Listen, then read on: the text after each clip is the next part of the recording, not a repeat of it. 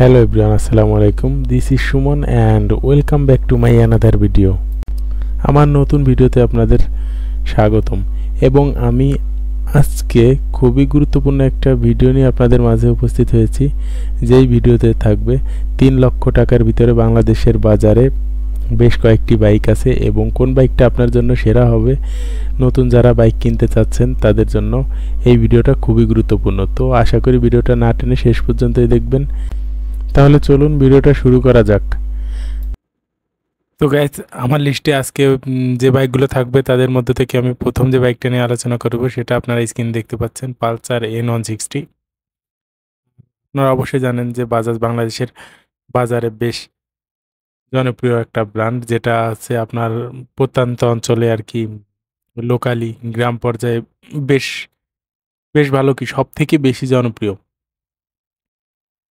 তো যাই হোক, পালসার N160 একটি বাজাজের নতুন জেনারেশনের স্পোর্টি কমিউটার বাইক, যা 2022 সালে লঞ্চ হয়। এটি বিশেষভাবে তরুণদের জন্য ডিজাইন করা হয়েছে, যারা স্টাইল, পারফরমেন্স এবং ডেইলি ইউজের জন্য ব্যালেন্স খোঁজে, তাদের জন্য এটা একটা বেস্ট অপশন হবে।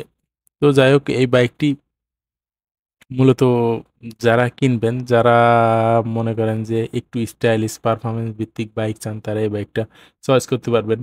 ভালো ফিচার ও নতুন ডিজাইন যাতে যুক্ত আছে।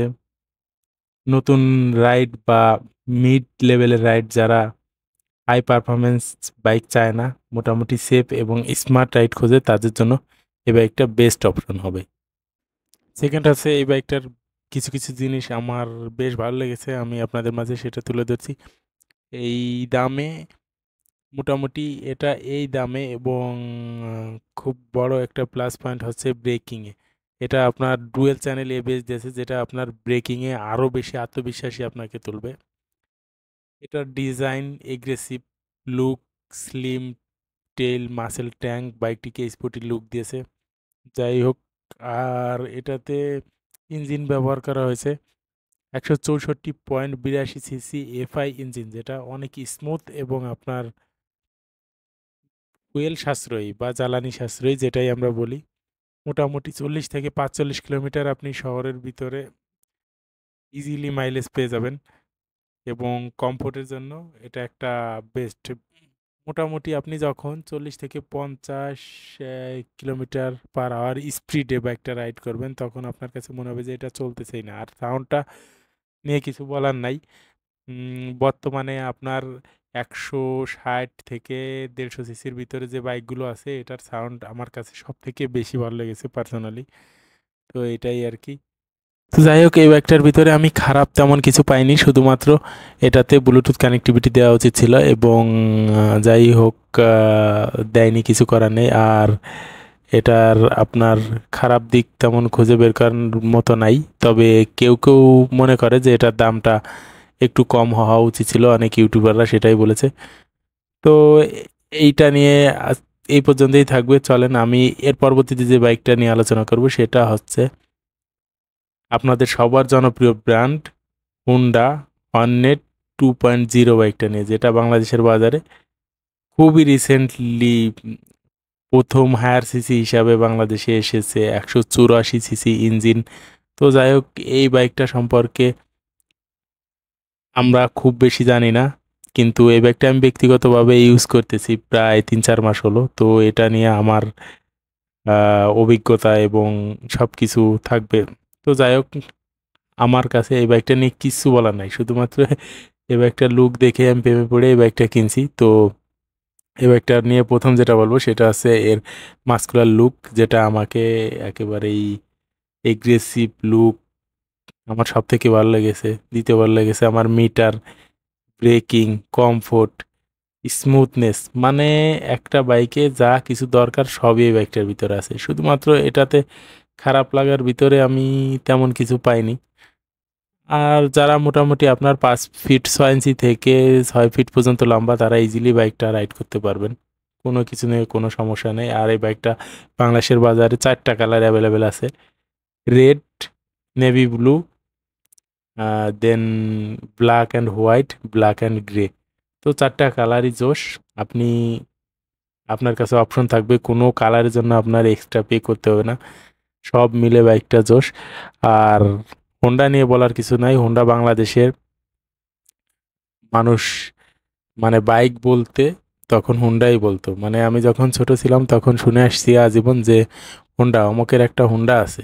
সেটা কোন ব্র্যান্ডের সেটা কোনো ব্যাপার না, অমুকের একটা হোন্ডা আছে।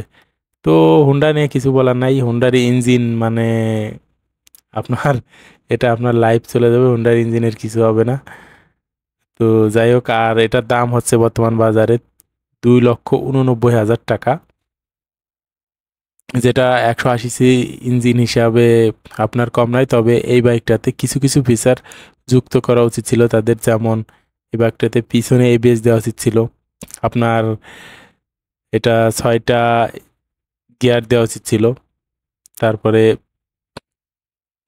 ব্লুটুথ কানেক্টিভিটি দেওয়া উচিত ছিল। এই আর কি, আসলে একটা বাইকে সব কিছু তো মনের মতো হয় না, তবে কিছু কিছু জিনিস মিসিং ফিল করি। আর আছে এটাতে আপনার 106 ইঞ্জিন হিসাবে এটাতে কোনো কুলিং সিস্টেম নাই, যেটা দেওয়া উচিত ছিল। তো এটা নিয়ে বলার কিছু নাই। আর আমি যেহেতু এটা ব্যবহার করি, আমার কাছে এর সব কিছুই ভালো লাগবে। তবে খারাপ লাগার ভিতরে আমি এতদিনে যা পাইছি, এটার সিটটা আমার কাছে সব থেকে আনকমফোর্টেবল লাগে।